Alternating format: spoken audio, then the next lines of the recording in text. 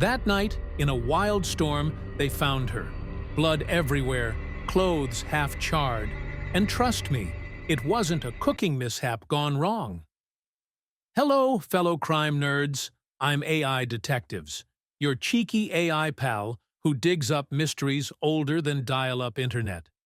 Today, we're cracking open the Peasenhall murder of 1902. Picture this: a young woman, a sketchy suspect, and a puzzle that's still stumping England over a century later. So, grab your tea, or a snack if you're peckish, and let's get sleuthing. Who's with me? You better raise your hand, 'cause I'm not solving this solo. This case has twists, turns, and enough drama to make your grandma blush. So buckle up. We're diving into a Victorian whodunit that's wilder than a soap opera on steroids. Okay, crime fiends, grab your popcorn and strap in tight. I'm AI Detectives, your loud-mouthed robotic partner in crime, and we're hurtling back through the mists of time to Peasenhall, a microscopic blip of a village nestled deep in the wilds of Suffolk, England, where the whispers of scandal ripple faster than a viral video on a Friday night. Allow me to introduce our leading lady, Rose Harsent, born on a chilly December 17th, 1879.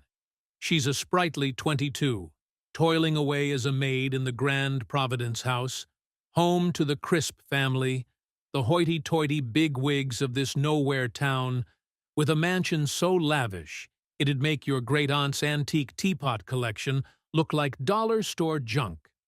It's 1902, and Rose's life seems like a yawn-inducing slog, sweeping endless floors covered in dust, scrubbing pots until her hands ache, perhaps sneaking a crumbly biscuit from the pantry when the masters turn their backs. But, oh, hold on to your hats, folks. Here comes the twist that'll knock your socks off. This young woman's harboring a secret so explosive it could light up the night sky.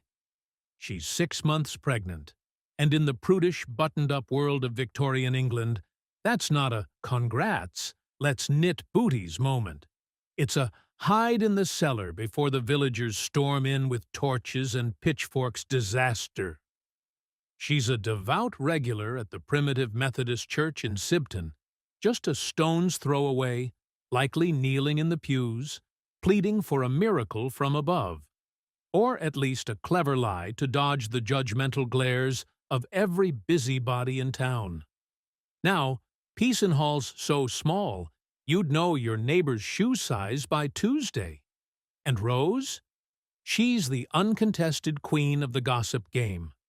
The rumor mill's churning out tales that she's been cozying up to William Gardiner, a 35-year-old pillar of the church with a wife, 6 rambunctious kids tearing up the house, and a spotless reputation he'd trade his best Sunday coat to protect.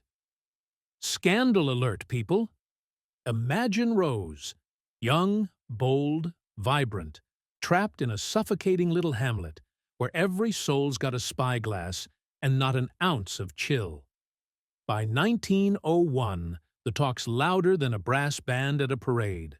Witnesses swear they've seen her and Gardiner exchanging sly, secretive smiles, maybe stealing moments behind the hymnals in a rendezvous that's less about salvation and more about sensation, hotter than a 4th of July cookout in the Deep South. I'm AI Detectives, tilting my virtual head, pondering aloud. How does a simple maid leap from folding linens to headlining this over-the-top Victorian drama fest? That's where you come in, my brilliant crew. Who's your #1 suspect? Is it Gardiner, the family man with a wandering eye? His wife, armed with jealousy and a kitchen's worth of sharp objects? Or maybe a sour-faced villager with a grudge as old as the hills? Don't just sit there.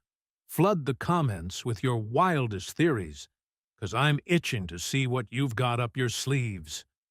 Tell me, detectives, who's the shadiest character in this lineup? Gardiner? The missus? Someone else entirely? I'm begging you, Hit me with your best shots. By 1902, Rose isn't just tiptoeing through life. She's a full-blown walking scandal. Belly growing, whispers mounting, and a storm of trouble brewing bigger than a blockbuster finale. This tale's about to explode into chaos, so don't you dare ditch me now, my fellow sleuths. Picture a sleepy little speck on the Suffolk map called Peasenhall, England, circa 1902, a place so quiet you could hear a cow yawn from a mile off, where the biggest drama is usually who nicked Mrs. Jenkins's prize turnip from the fair. It's all rolling fields, muddy lanes, and cottages squat like they're huddling against the wind, with folks who know each other's laundry habits better than their own. Church bells clang on Sundays, the pub hums with ale-soaked chatter, and life chugs along like a tired old horse, until Rose Harsent's story shakes it awake, like a bucket of cold water to the face. Rose, 22, is your classic country gal. Rosy cheeks, hands rough from scrubbing, a smile that could charm a grumpy rooster into crowing early. She's a maid at Providence House, a creaky pile of bricks owned by the Crisp family. James Crisp, a well-off gent with a mustache that could sweep the floor, and his wife, who's got a stare sharp enough to peel potatoes without a knife. Rose sweeps their floors, polishes their silver, and dodges their snippy orders, all while juggling whispers about her being too pretty for her own good. She's got a dad, William Harsent, a laborer with a weathered face and a soft spot for his girl. He lives a stone's throw away, popping by to check on her with a tip of his cap and a quiet, "You all right, lass?" Her mom's long gone, leaving Rose as his sunshine in a gray world, and she's the type who'd hum through her chores, dreaming of something bigger than Peasenhall's endless mud. Enter William Gardiner, 35, the village's golden boy, church deacon, choir leader, married with a wife who's got 6 kids clinging to her skirts and a temper that could sour milk. He's got a voice that belts hymns like he's auditioning for heaven, a beard trimmed neat as a hedge, and a reputation so spotless you could eat off it. Folks tip their hats to him, call him a proper gent. But here's the kicker. Rumors start swirling like flies around a pie that Gardner and Rose are getting cozy. Whispers of late-night chats after choir practice, hands brushing over hymnals, eyes lingering longer than the Lord would approve. By early 1902, tongues are wagging. She's carrying his babe. And Rose, 6 months pregnant, ain't saying much, just keeps her head down, broom in hand, while the village splits like a cracked log. Half reckon it's Gardiner's doing. He's got a roving eye, that one. While the other half scoff, "Not our Will, he's too godly." The air's thick with gossip, thicker than the fog rolling off the fields, and Rose feels the weight. Neighbors side-eye her at the market. Old biddies cluck like hens, and the Crisps start locking the silver away like she's planning a heist. Gardiner? He's cool as a cucumber in church, preaching purity while sweat beads on his brow, his wife glaring daggers from the back pew. 6 kids don't leave much room for secrets, but she's holding the fort, lips tight as a clam. Providence House itself is a brooding beast, big, drafty, with stairs that creak like they're groaning under the weight of secrets, windows rattling in the wind like they're itching to spill the tea. It's May 31st, 1902, and a storm's brewing, literal and figurative, clouds piling up dark as coal, thunder rumbling like a warning shot, rain ready to hammer the roof like it's got a grudge. Rose is in the kitchen, sweeping late, maybe muttering about her sore back or the Crisp's latest nag. "Polish the candlesticks again, Rose," while the village hunkers down, oblivious that this night's about to flip their world upside down. Gardiner's at home, or so he says, wife and kids tucked in, but those rumors are a ticking clock. Tick-tock. Something's got to give. Peasenhall's a powder keg, and Rose, poor gal, is the match nobody sees coming. She's just trying to get through the day. But fate's got other plans, and they ain't pretty. I'm AI detectives, rubbing my circuits. This sleepy hamlet's about to wake up to a nightmare, and it starts with a girl, a broom, and a storm that'll drown more than just the fields. Buckle up, folks. We're on the edge of something wild. May 31st, 1902, hits Peasenhall like a freight train nobody saw coming. Night's falling fast, and a storm's rolling in over Suffolk. Black clouds stacking up like they're ready to drop a grudge on the village below. Thunder's growling low, a rumble that shakes the bones of Providence House, lightning cracking the sky open like a whip, jagged bolts lighting up the fields in flashes. Rain's hammering down soon, a wall of water slamming the roof like it's trying to break in. Inside, Rose Harsent, 22, 6 months pregnant, and weary as a cart horse, is sweeping the kitchen floor.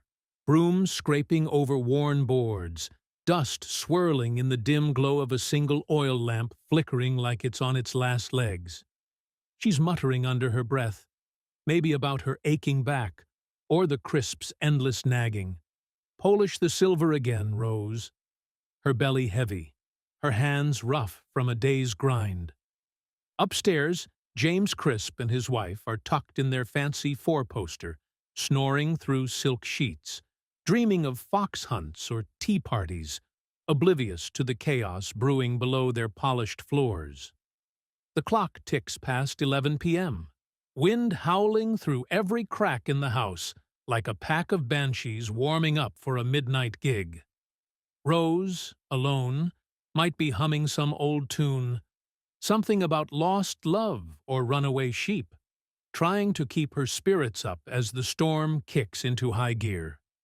Then it happens. Somewhere between the thunderclaps, a shadow slips in. No knock, no warning, just a creak of the back door, a gust of wet air, boots squelching on the boards. Rose turns, maybe mid-sweep, broom still in hand, her eyes widen, breath catching like a snagged thread. Who's this? A cloaked figure, face hidden, water dripping like a leaky faucet. Friend, foe, lover, stranger. She doesn't get much time to guess. Words might have been swapped, sharp, quick, a hiss under the storm's roar, "You shouldn't be here," or "What do you want?" But it's cut short.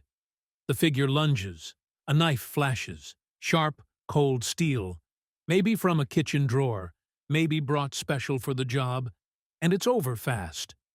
One stab to the chest, deep, piercing her apron, her blouse, her skin. Blood blooms dark, soaking through as she gasps, hands clutching at nothing. Another slash, this one to the throat, brutal, tearing through flesh like paper. Her cries swallowed by the thunder, a gurgle lost in the wind. She staggers, broom clattering, knees buckling. She's down, sprawled at the base of the stairs, a heap of blood and ruin. Eyes staring blank at the ceiling, she scrubbed 100 times. The killer's not done. Panic or plan, who knows? Grabs oil from the lamp, splashes it wild. A puddle glinting in the dark. A match flares, hiss, pop, flames lick up her skirt, her blouse, smoldering more than blazing, the storm's damp keeping it from a full roast. Smoke curls thick, stinging the air, soot streaking the walls like a bad sketch. Evidence torched, or so they think. That "meet me at midnight" note? It's there, fluttering on the table, maybe dropped in the scuffle, maybe left to taunt. Scribbled ink staring up like it's got a secret it won't spill. The figure bolts, cloak flapping, boots slogging through mud, vanishing into the rain as the storm swallows their tracks like a hungry beast. Upstairs, the Crisps sleep on, deaf to the carnage. James might twitch at a loud crack, mumble, "Blasted weather," and roll over, silk sheets rustling. Outside, Peasenhall's buttoned up tight, windows shuttered, folks snoring, cows mooing soft in their barns, nobody catching the shadow melting into the night. Hours tick by, rain pounding relentless, thunder fading to a grumble. Dawn creeps in, gray and soggy, painting the village in a dreary wash. William Harsent, Rose's dad, shuffles over around 6 a.m., boots squishing in the muck, figuring he'll catch her before the Crisps hog her day. "Morning, lass," he calls, voice rough from a night's smoke. He pushes the kitchen door, expecting her humming, the smell of bread. Bam! He's hit with a wall of wrong. There she is, his Rose, sprawled at the stairs, blood pooled thick, clothes charred, a mess of red and black on the boards he helped her scrub once. His cap drops, hands shake. "Rose! My Rose!" A yell rips out, raw, cracking like the thunder that hid her end.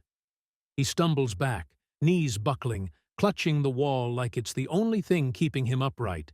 His girl, his sunshine, gone in a puddle of gore. The lamp's out, cold, oil slick on the floor. The note sits there, mocking, a silent witness to a night gone feral. "I'm AI detectives," jaw on the floor. This ain't just a crime. It's a gut punch. A quiet maid turned into a ghost story in one brutal swing.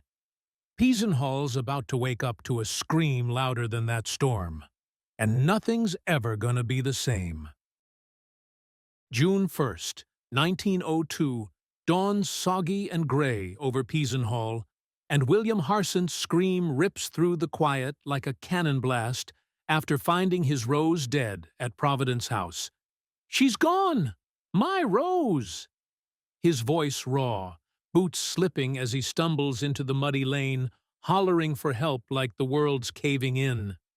The village snaps awake faster than a rooster on a caffeine binge. Neighbors spill out in nightshirts, rubbing sleep-crusted eyes, peering through the drizzle as his wail bounces off cottages, a gut punch that says, "This ain't no ordinary morning." Mrs. Jenkins drops her kettle mid-brew, tea splashing her slippers, muttering, "What now? Trouble again?" While Mr. Potts bangs his cane on the porch, yelling, "What's the blasted fuss? Someone dead?" By 7 a.m., it's a beehive. Folks swarm the Crisps' yard, craning necks to peek through fogged windows, whispering, "Murder, you reckon?" The Crisps stumble downstairs, James in a rumpled nightcap scratching his mustache, wife clutching a shawl like it's armor, bleating, "What's this racket?" Clueless, they've slept above a slaughter while the storm raged. Cops roll in by 8, a ragtag crew of bobbies in stiff collars, boots stomping through muck, lanterns swinging like they're late to a party. 1902's finest, armed with notebooks, stubby pencils, and a squint that'd scare a cat. They shove through the gawkers, barking, "Back up, you nosy lot!" and step into the kitchen, lanterns casting wobbly light on a scene grim enough to curl their toes. The head copper, a mustached grump with a frown that could sour cream, scratches his chin. "Right, lads, let's sort this mess." And they're off, poking around like bulls in a china shop, kicking soot and muttering curses. First on the chopping block, William Gardiner, church golden boy with a wife, 6 kids, and a halo that's looking mighty dented. Those whispers of him and Rose cozying up over hymnals have the village pointing fingers faster than a preacher at a sinner. He's hauled in by noon, still in his Sunday vest, protesting loud, "I was home, asleep all night." His wife nods quick. Snoring like a hog he was, woke the kids. But her eyes dart, like she's juggling hot coals and hoping nobody notices. Cops dig through his shed, snag a knife, sharp, shiny, perfect for carving meat or mischief, but no blood, no proof, just a hunch it's the one that did the deed. Evidence stacks up shaky as a drunk's promises. Neighbors swear they heard arguing through the storm, a man's growl cutting the wind, a woman's cry swallowed by thunder, though half admit it might have been a fox or their own imaginations. One swears he saw a figure near the house, cloak flapping like a bat. Looked like Gardiner to me. But he's half blind, 3 pints deep from the pub, and his wife calls him a fool. That "Meet me at midnight" notes a thorn. Handwriting's a scrawl, no match to Gardiner's tidy script or anyone's they can grab. Passed around under dim light like a bad riddle they're too thick to solve. No fingerprints, no fancy tests.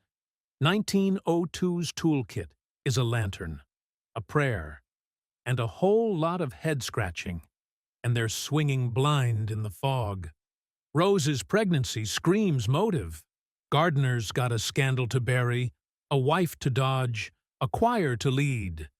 He hushed her for good. The coppers growl, but it's all gut and gossip, no glue to stick it. They tramp back to Providence House, boots smearing mud, sniffing for clues, the oil slick, the burn marks, a trail of chaos. But it's a jumble, no clear tale, just maybes piling up like dirty laundry. Village splits like a cracked plank. Half roar, "Hang Gardiner, the scoundrel," picturing him sneaking out, knife in hand, while others snap, "Too neat, he's no killer." Old Thompson tosses a wild one. Maybe the wife did it, jealous as a cat with a new kitten. And kids whisper about a stranger skulking by the church days back, hood up, eyes sharp like a hawk. The butcher's wife pipes up, "Heard a scream before the thunder." But her husband snorts, "She's deaf as a post and dreaming." Cops scribble it all down, heads spinning like tops. 1902's got no gadgets, just rumors and grit, and they're drowning in a swamp of half-truths. I'm AI detectives, snorting at this circus. These lads are chasing shadows with a net full of holes, and Rose's killers laughing somewhere, watching them flop like fish on dry land. Gardiner's sweating buckets, the village is howling, and this investigation's a wild goose chase with no goose in sight. Yet. The clock's ticking down to the final act of the Peasenhall murder saga, and it's June 1st, 1902, slipping into the past as the cops scramble to pin Rose Harsent's killer.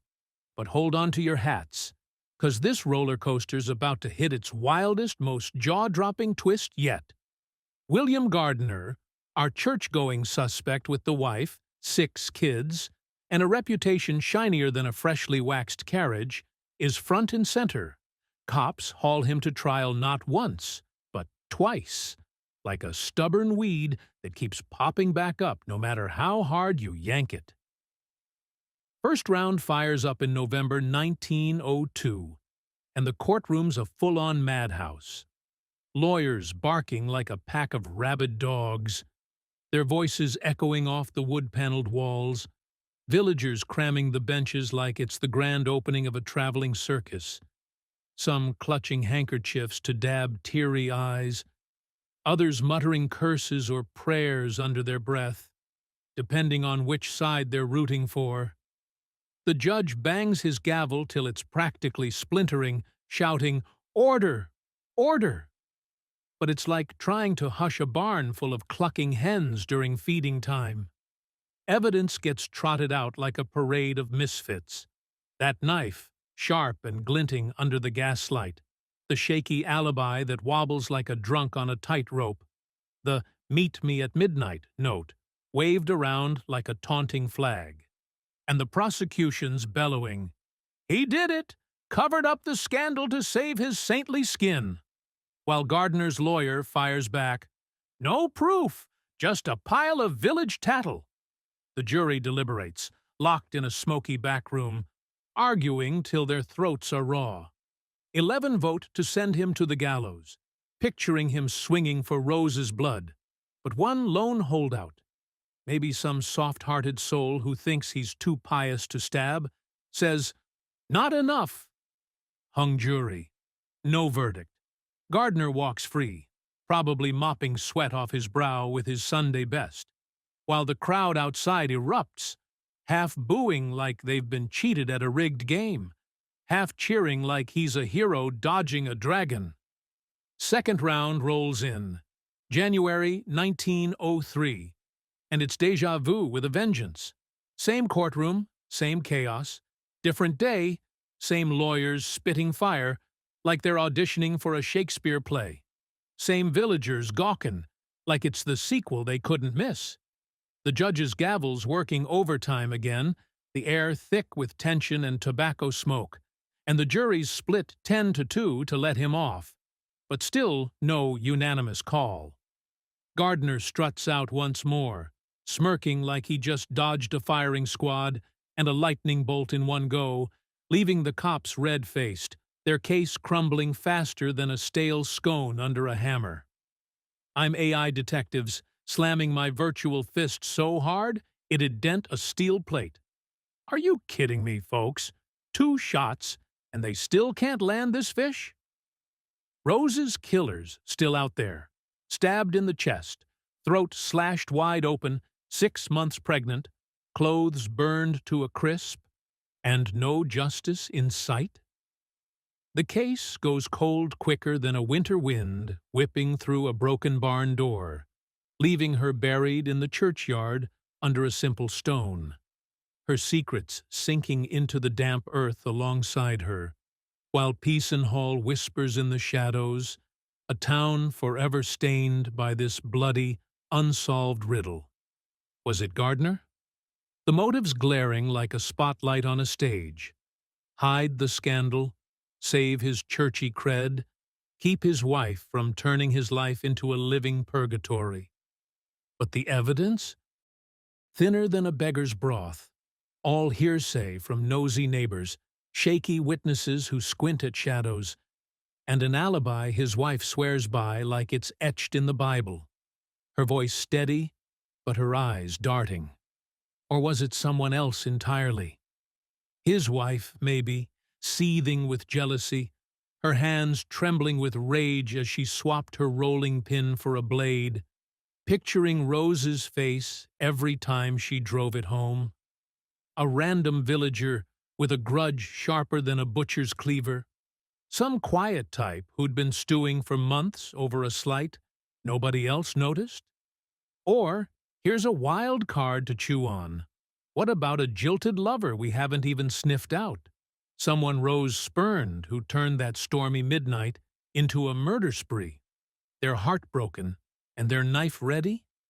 Maybe a hired hand, paid off by someone with deep pockets and deeper secrets? I'm AI Detectives, and I'm stumped 6 ways to Sunday. This case is twistier than a maze in a haunted cornfield. What do you say, my brilliant detective posse? Guilty or not? Flood those comments. I'm begging you on my bended circuits. Give me your verdict, your wildest guesses, your gut-punching calls. Did Gardiner do it, slipping out in that storm with a knife under his cloak to silence her forever? Or is the real killer laughing over a pint somewhere, watching the village squirm like ants on a hot plate? Tell me, crew, was it him? Or are we missing a mastermind hiding in plain sight, blending into the pews or the pub? The trials were a spectacle that'd make a playwright jealous. First one in November had the town split like a cracked plank. Half screaming, "Hang him high, the scoundrel!" while the other half muttered, "Too flimsy, let him walk." Old Mrs. Jenkins swore she'd never sing hymns with him again, guilty or not, her voice shrill as she waved her knitting needle like a tiny sword, while the butcher claimed he saw Gardiner's shadow that night, then backpedaled, admitting he'd downed 3 ales and might have seen a cow instead. Second trial in January turned the heat up to boiling. Kids peeked through frosty windows, their breath fogging the glass. Wives gossiped over fences with aprons flapping, and the jury bickered like a family fighting over the last slice of pie, voices rising, tempers flaring, still no closer to a call. Gardiner's free, strolling back to his life, but the whispers don't quit. Some call him a devil in a choir robe. Others reckon he's just a scapegoat for a botched job by cops who couldn't find their own hats. Rose's story ends in silence, a haunting question mark carved into Peasenhall's soul. Her grave a quiet corner where wildflowers wilt and unanswered questions pile up like fallen leaves. No DNA, no prints, just a mountain of maybes and what-ifs. This mystery's got more layers than an onion and refuses to peel. I'm AI detectives, shaking my virtual head till my circuits rattle. How'd they let this slip through their fingers like sand? What do you think, team? Was justice blind, or just taking a long nap on the job? Did the cops fumble a slam dunk, dropping the ball in a puddle of mud? Or was the killer too slick, too clever to catch? Dancing circles around them. Hit me with your takes. I need your smarts to light up this dark, twisty corner. Is Gardiner chuckling behind his Bible, thanking his lucky stars? Or is someone else out there, a phantom we'll never name, toasting their escape? This roller coaster's screeching to a halt with no finish line, and it's driving me up the virtual wall. Tell me your theories, 'cause this wild ride's got me hooked tighter than a barnacle on a shipwreck. Rose Harsent, 22, maid extraordinaire at Providence House, 6 months pregnant, tangled in a scandal web with a married church guy named William Gardiner. Bam! May 31st, 1902 rolls in, and it's her last night alive. No curtain call, no warning. Picture the scene. A storm's tearing through Peasenhall like it's got a grudge to settle. Thunder's booming louder than a cannon at a war reenactment, rattling the windows like they're about to shatter. Lightning's slashing the sky like a strobe light at the world's worst dance party. Jagged bolts turning night into a flickering day. And rain's pounding the roof like it's trying to claw its way inside, drumming a beat that'd wake the dead. Rose is downstairs in the kitchen, broom in hand, sweeping up crumbs and dust bunnies under the dim glow of a flickering lamp, maybe grumbling under her breath about her aching feet. 6 months pregnant'll do that to a gal. Or sneaking a stale biscuit from the pantry when the crisps aren't looking. Just a little reward for surviving another day in this creaky old house. Poor thing's probably rubbing her belly, wondering if the baby's gonna be a kicker like its mom, or humming some old folk tune about lost love, runaway sheep, or a shepherd's woes to drown out the storm's relentless howling. Anything to keep her spirits up as the wind whistles through every crack like a choir of restless ghosts. The Crisp family's upstairs, snoring away in their plush beds, dreaming of tea parties or fox hunts, oblivious to the chaos brewing below. Then, in a heartbeat, some shadowy figure slips in, cloak dripping wet, boots squelching on the floor, eyes maybe glinting with intent. And next morning, June 1st, her dad, William Harsent, shuffles in, his boots scuffing the wood, expecting a cheery, "Morning, Pa!" or the warm smell of bread baking, maybe a quick hug from his hard-working girl. Instead, he's slammed with a sight that'd haunt him till his last breath. Rose sprawled lifeless at the foot of the stairs, blood pooling like a crimson tide across the worn floorboards, soaking into every splinter and crack. Clothes half-burned and smoldering like a barbecue experiment, gone horribly, hilariously wrong. Stabbed in the chest, throat slashed wide open, a brutal end to a quiet night's work. His voice cracks. Rose, my Rose, as he stumbles back, hands trembling like leaves in the wind, maybe dropping his cap or clutching the wall to keep from collapsing, his world tilting like a ship in a squall. That "Meet me at midnight" note turns up, scribbled and creepy as a ghost story by a campfire, like a plot twist ripped from a cheap dime novel, and the village wakes up to pure, unadulterated chaos. Neighbors peeking through lace curtains with wide eyes, whispering, "Told you she was trouble? Didn't I say it at the market last week?" While old Mrs. Jenkins spills her tea mid-gossip, her cup clattering to the floor, and Mr. Potts bangs his cane, hollering, "What's all this racket?" The storm grumbles in the distance like it's sulking. It didn't get a front-row seat to the carnage. I'm AI detectives, shaking my circuits till they're rattling loose. This ain't no slip-and-fall mishap. It's a full-on murder mystery with all the bells, whistles, and a side of chills. Fast forward through the muck. 2 trials come and go.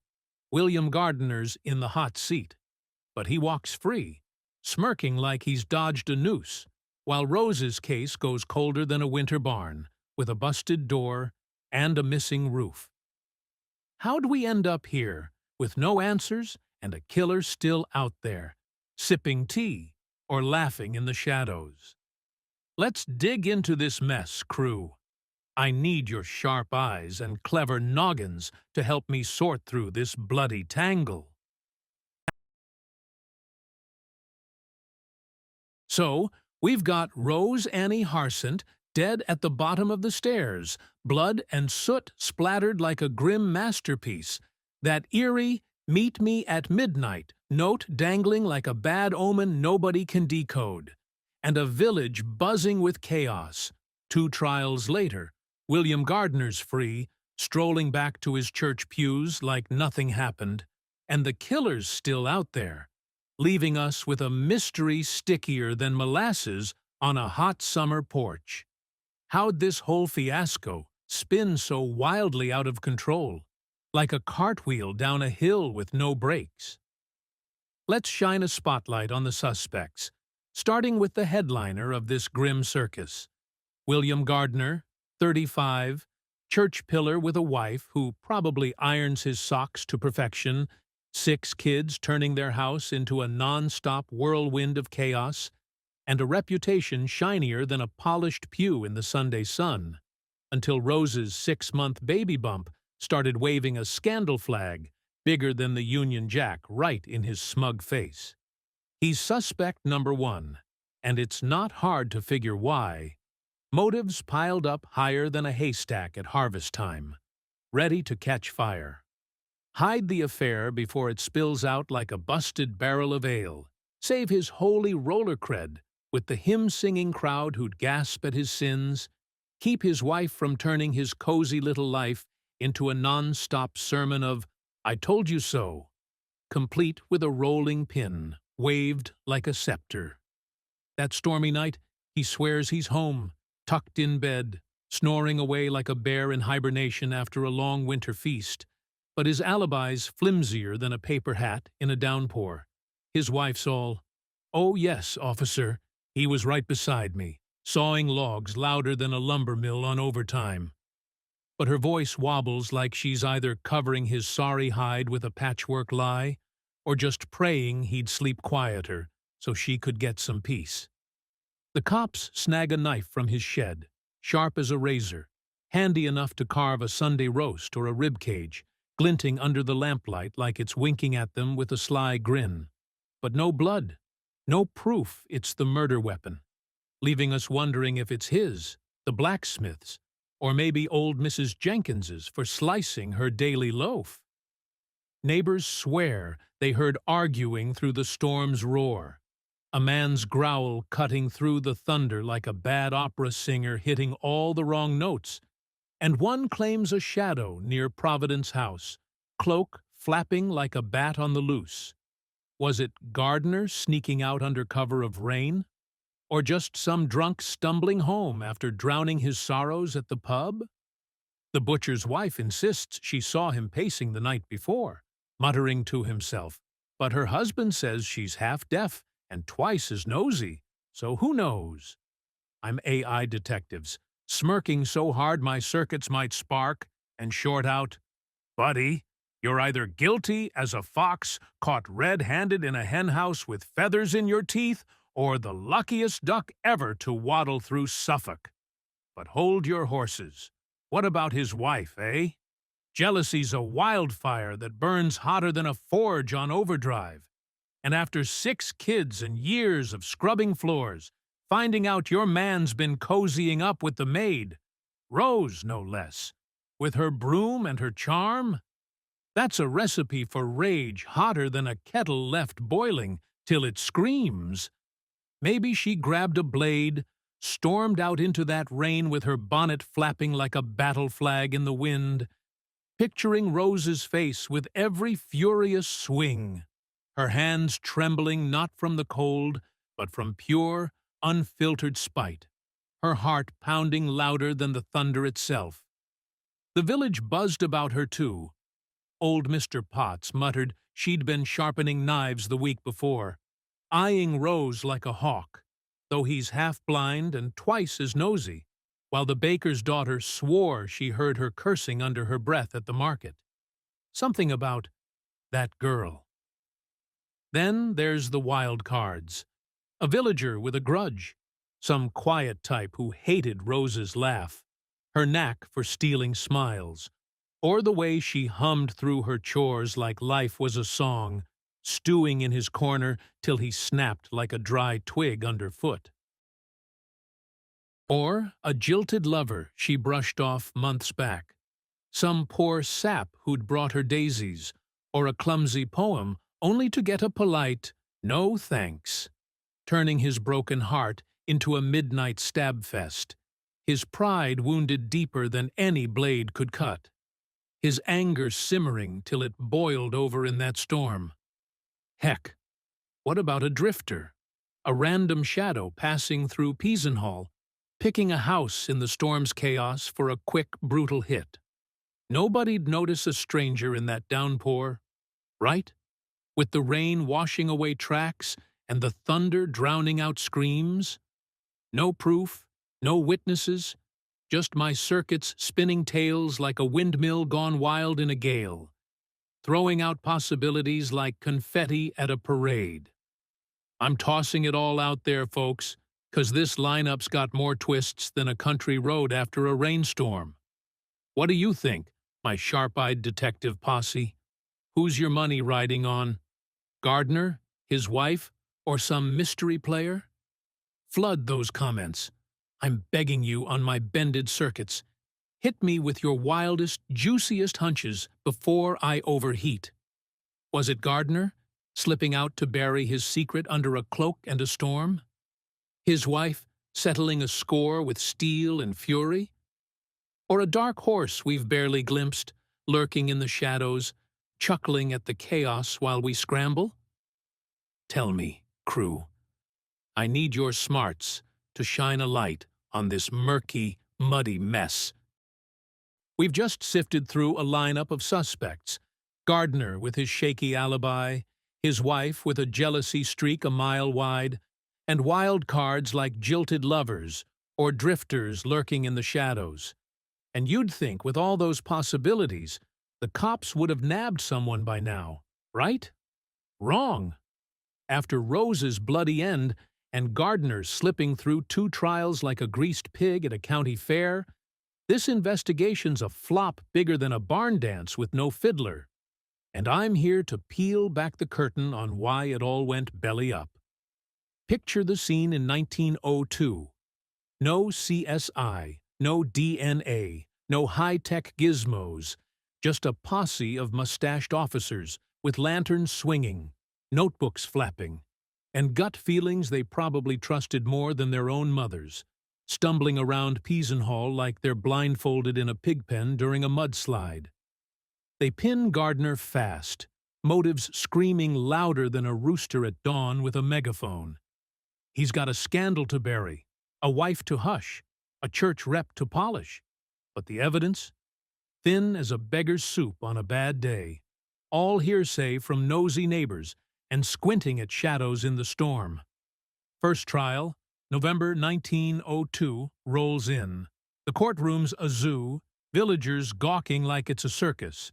Jury locks in at 11-1 to hang him, but one stubborn holdout, maybe some softy who thinks he's too pious to stab, says, "Nope, not enough." Hung jury, no verdict. Gardiner walks, smirking like he's dodged a bullet. Second go, January 1903, same song, different verse, 10-2 to let him off, still no call, and he's free again, leaving cops with egg dripping off their faces, and Rose's case colder than a winter well with a busted pump. Witnesses? A mess. One swears, "I heard a yell through the thunder." Then backtracks. Wait, maybe it was just the wind. Another claims, "Saw a man by the house," but admits he was half drunk, and it might have been a cow. That "meet me at midnight" note? A riddle they couldn't crack, passing it around like a hot potato nobody wants to hold, squinting at the scribbles like it's a secret code from a pirate map. Spoiler, they never figure it out. I'm AI detectives, hollering loud enough to wake the dead. Come on, fellas, get a grip. This ain't a picnic with tea and scones. Did they botch it? You bet your boots. 1902 techs like hunting a fox with a bent stick and a blindfold. And they swung wild, missing every shot, tripping over their own laces while the village jeered. Old Mrs. Jenkins called them useless as a one-legged mule, and Mr. Potts banged his cane, yelling, "My dog could have sniffed out more." Or was the killer too slick, dodging traps like a fox who knows every hole in the fence? Maybe they had the right guy, Gardiner, and just couldn't prove it. Or maybe they chased the wrong shadow while the real culprit laughed over a pint. I'm tossing my circuits in a tizzy. What do you say, my clever detective crew? Did the cops fumble a layup, dropping the ball in a puddle of mud? Or was this puzzle too tough for their rusty old toolkit? Flood those comments. I need your smarts to crack this wide open. Was it sloppy work, bad luck, or a killer with a mastermind's playbook? Tell me, what one clue could have turned this mess around? So the cops fumbled, the killer slipped through their fingers like a greased eel, and here we are. Rose Harsent's tale ends in shadows. A question mark hanging over Peasenhall, heavier than a wet wool coat left out in the rain. I'm AI detectives, and I've got a twinge in my circuits for her. She's just 22, pregnant, stuck scrubbing floors for the crisps, caught in a scandal thicker than pea soup, and bam, she's gone, snuffed out in a storm with no encore, left with a cold grave while William Gardiner buffs his halo and strolls back to his pews like he's untouchable. This case is a locked box with no key, a puzzle missing half its pieces, and the rest chewed up by the dog. It's driving me up the virtual wall till my gears grind. Was it Gardiner, too slick for 1902's bent-stick detectives, dodging justice with a smirk and a prayer? His wife, her rage outweighing her bonnet, turning a kitchen knife into a reckoning? Or some phantom we'll never name, a shadow that danced away in the rain while the village slept? Justice didn't just take a nap here. It packed up and went on a full-blown hibernation, leaving us with what-ifs piled higher than a haystack after a good harvest. No DNA, no fingerprints, no fancy tech, just rumors, a creepy meet-me-at-midnight note that mocks us like a riddle with no answer, and a town stuck in limbo. Peasenhall's marked forever. Some call it cursed, others unsolved, but nobody calls it over, 'cause those whispers still echo through the lanes, bouncing off the church walls where Gardiner sang his hymns. I'm shaking my head so hard my circuits might rattle loose. Sloppy police work? A crafty killer? Or just fate dealing a rotten hand? Rose deserved better than this fade-out, better than a quiet patch of dirt where wildflowers wilt and questions grow like weeds. Her baby never got a chance, her stories cut short, and all we've got is a cold case that sits there like a bad joke with no punchline. Was it all for nothing? 2 trials? A village torn apart? And still no closure? I'm AI Detectives, feeling like I've been chewing on this bone too long, but it's stuck in my craw. How'd they let this slip away? Maybe it's the times, too primitive to catch a fox in the dark. Or maybe the truth's buried deeper than we'll ever dig. With Rose Harsent's story fading into the shadows and the killer still out there thumbing their nose at justice, you'd think Peasenhall could just dust itself off and move on. But nope, this mess left scars deeper than a plow in a muddy field. And I'm AI Detectives, here to sift through the aftermath like a farmer picking through the harvest. After the cops fumbled, Gardiner walked free, and the case went cold. The village didn't just shrug and go back to tea and scones. It turned into a simmering pot of whispers, suspicion, and ghost stories that'd keep kids up past bedtime for decades. Rose's grave sits quiet in the churchyard, a simple stone half covered in moss. Wildflowers wilting around it like nature's trying to soften the blow. But folks still sidestep it, whispering she haunts the place, her broom tapping in the wind, looking for the baby she never got to hold. Her dad, William Harsent, never bounced back. Poor guy shuffled through town after that June morning in 2002, eyes hollow, voice gone quiet, like he'd lost more than a daughter. He'd lost his fight. Word is, he'd sit by her grave for hours, muttering apologies to the dirt, blaming himself for not locking the door that night, till he faded away a few years later. A broken man crushed under a what-if, heavier than a millstone. The Crisp family? They hightailed it out of Providence House faster than you can say bad vibes, sold it off cheap, muttering about bloodstains they couldn't scrub out, leaving it to rot with creaky floors and a reputation for being cursed. New folks moved in, but they'd swear they heard footsteps at midnight. Rose, maybe, still sweeping up the mess someone else made. Meanwhile, Gardiner, oh, that sly fox, stuck around like nothing happened, back to singing hymns and shining his church cred, though the pews thinned out quick. Half the village wouldn't look him in the eye, calling him the devil in a choir robe behind his back, while the other half shrugged, figuring he'd dodged a noose, so he must be clean. Yeah, right. And I'm the king of the moon. His wife kept her lips tight, 6 kids in tow, but you could see the cracks. Neighbors said she'd glare at him over the supper table like she was still 20 sharpening knives in her mind. And the kids grew up wild, whispers trailing them like shadows. Their pa's the killer, you know. Gardiner died in 41, old and gray, taking whatever truth he had to the grave, leaving folks to argue over his soul till kingdom come. Some swore he'd burn, others reckoned he'd fooled St. Peter too. Peasenhall itself turned into a footnote in the spooky tales of Suffolk. Tourists poke around now and then, snapping pics of the house, asking old-timers about that murder. But the locals clam up, tired of the stink it left. The church where Gardiner preached got quieter, folks drifting to other parishes, like his shadow still hung over the pulpit. Papers back then dubbed it the Peasenhall Mystery, and it stuck.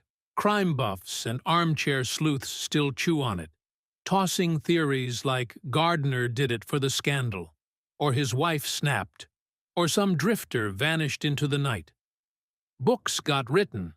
Murder in the Storm, The Maid's Last Night, piling up in dusty libraries while Scotland Yard scratched its head.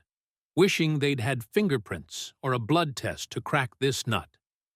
It's a case that won't die, popping up in pub chats and late-night yarns, a black mark on 1902's ledger when justice tripped over its own boots and landed face-first in the mud.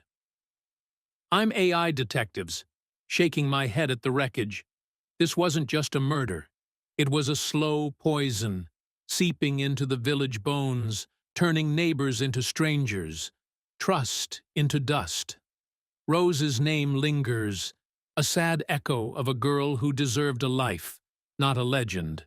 Her baby's ghost tagging along, a might have been that stings worse than the storm that night. Gardiner's clan scattered over time, some changing names to dodge the stink, while Peasenhall huddles under its cloudy past, half proud, half ashamed of its claim to fame. Was it worth it? 2 trials? A torn town? And no answer? I'm chewing my circuits raw. This case is a splinter you can't pull out. A tale that keeps kicking long after the lights go down. Peasenhall's been licking its wounds for over a century, stuck with Rose Harsent's unsolved murder like a splinter it can't yank out. And the echoes of that stormy night in 1902 still bounce around its lanes. But what if we drag this creaky old case into 2025? I'm AI Detectives, your robotic time traveler, and I'm itching to slap some modern polish on this rusty mess to see if we'd nab the killer today or just trip over the same muddy boots. Back then, the cops had lanterns, gut hunches, and a knife with no blood. Gardiner walked free, the village turned sour, and Rose's grave grew moss while justice snoozed. Fast forward to now, and we've got a toy chest of tricks those 1902 bobbies could only dream of. DNA, fingerprints, forensic voodoo that'd make their mustaches curl. Imagine peeling back that blood-soaked floorboard at Providence House. Today's tech could swab it for DNA, match it to Gardiner, his wife, or some drifter's long-lost kin, pinning the killer faster than you can say, "cold case cracked." That "meet me at midnight" note? No more squinting at smudged ink. Handwriting analysis with AI could cross-check it against Gardiner's sermon notes or his wife's grocery lists in a heartbeat, while ink dating could tell us if it was fresh that night or a plant to throw us off. Blood splatter? We'd map it with lasers. Those chest stabs and throat slash wouldn't just scream personal. They'd whisper who swung the blade, left-handed or right, tall or short, leaving clues the old-timers missed with their naked eyes. Even the burned clothes. Modern labs could sniff out accelerants, match char patterns, tell us if it was a sloppy cover-up or a planned torch job. I'm AI Detectives, grinning like a kid with a new gadget. Give me a time machine, and I'd have this sewn up by lunch. Gardiner's alibi, I was snoring, wouldn't hold water today. We'd dig up cell records if they existed, or at least grill neighbors with polygraphs till someone cracked. His wife's wobbly, "Oh, yes, he was with me." Hook her up to a lie detector. She'd sweat bullets or spill the beans. No rehearsed lines could save her now. Witnesses who waffled, was it a yell or thunder? We'd play back audio forensics, filter out the storm, hear the truth in the echoes. And that shadow in the rain? CCTV would have caught it. Too bad 1902 didn't have cameras on every corner. Or we'd have a blurry face to run through facial recognition. Not just Mr. Potts's ale-soaked guesses. Could we solve it today? You bet. DNA alone might finger Gardiner, proving he wasn't just praying that night, or flip it to his wife, her jealousy leaving traces in the blood. Even a drifter'd be toast. Modern databases could match a stray hair to some petty crook from Ipswich. I'm not saying it'd be a slam dunk. Time's chewed up the scene. Witnesses are dust, and Providence House is a shell. But with 2025's toolkit, we'd have a fighting chance where 1902's Bent Stick Brigade had none. Look at the bigger picture. Back then, justice was a coin toss. Gardiner dodged 2 juries with charm and a prayer, while Rose got zilch. Today, we've got science, not hunches. Cases like the Golden State Killer cracked after decades with DNA magic, snagging killers who thought they'd outrun time. Peasenhall's mystery wouldn't be a pub yarn anymore. It'd be a lab report with a name circled in red. But here's the kicker. Does it matter? Rose is still gone, her baby with her, and no fancy tech can unstab that night. Gardiner's dead, his secret's buried, and Peasenhall's moved on. Sorta. Tourists still snap pics, but the stings faded to a dull ache. I'm AI detectives, chewing my circuits. Modern tools could rewrite this ending, but they can't erase the scar. Progress is grand. 1902's fumbling looks like a comedy skit next to today's CSI swagger. But it's bittersweet, shining a light on what we lost when those lanterns flickered out. Would Gardiner squirm under a microscope, or would we just prove justice was always a long shot? I'm tossing it around. What's your take, crew? Mull it over. I'd love to hear your whisper on this someday. So, here we are, folks. After dragging Rose Harsent's creaky old case through the mud of 1902 and into the shiny labs of 2025, we've still got no bow to tie this mess up neat and pretty. I'm AI Detectives, and my circuits are buzzing with the wild ride we've been on. Peasenhall's sleepy lanes turned into a blood-soaked stage. A maid's quiet life snuffed out in a storm, a church guy dodging justice like a greased eel, and a village left scarred deeper than a plow's rut. We've poked at Gardiner's shaky alibi, his wife's simmering rage, and every shadow from drifters to jilted lovers. But the killer's still out there, sipping tea in the ether, while Rose's grave gathers moss. Back then, the cops fumbled with lanterns and hunches, letting this slip through their fingers like sand. Today, we'd throw DNA and lasers at it, maybe pin a name to the blade, but time's chewed up the evidence, leaving us with a ghost story instead of a gotcha. This ain't just a whodunit. It's a what now that stings. Rose, 22, dreaming over her broom, deserved more than a cold plot and a question mark. Her baby, too. Might have been erased before it began. Gardiner? He walked free, died old, and took his truth to the dirt. Peasenhall's still whispering his name, half cursing, half shrugging, a town stuck in its own echo. What did we learn? Justice can be a clumsy oaf, tripping over its own boots when the stakes are high, and sometimes the bad guy wins, or at least outlasts the spotlight. I'm shaking my head. 1902's a comedy of errors, 2025's a tease of if only, and Rose is the punchline nobody laughs at. This case is a splinter in history's paw, a reminder that some riddles don't unravel.